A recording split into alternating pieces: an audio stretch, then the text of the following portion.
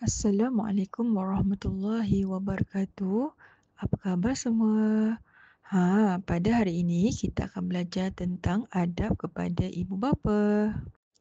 Contoh situasi, Alia, tolong angkat baju di jemuran. Hari dah nak hujan ni. Ibu meminta bantuan anaknya. Tetapi kita sering leka, tidak menyahut, tidak membantu. Sedangkan kita perlu laksanakan apa yang disuruh oleh ibu bapa kita. Jadi, sekarang kita sama-sama lihat apakah adab kepada ibu bapa. Anak soleh-solehah sentiasa menghormati ibu bapa. Baiklah, adab yang pertama ialah menghormati dan juga menyayangi. Kita hendaklah sentiasa menunjukkan rasa hormat dan kasih sayang kepada ibu bapa dalam tutur kata dan perbuatan. Seterusnya ialah mendengar dan mentaati nasihat.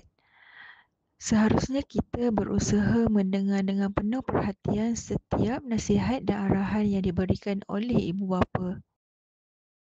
Adab yang seterusnya ialah menjaga hati dan juga perasaan ibu bapa.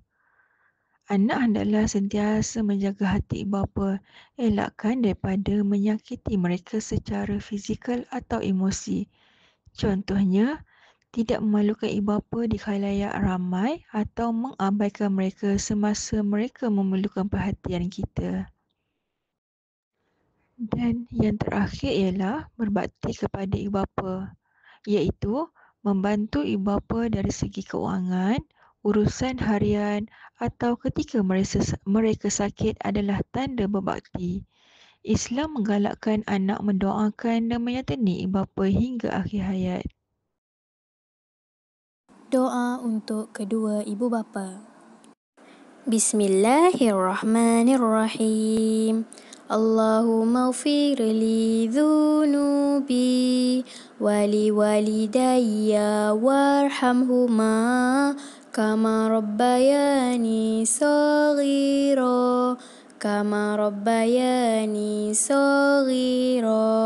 Ya Allah ya Tuhan, ampunkan dosa kedua ibu bapa yang menjaga kami dari kecil hingga dewasa.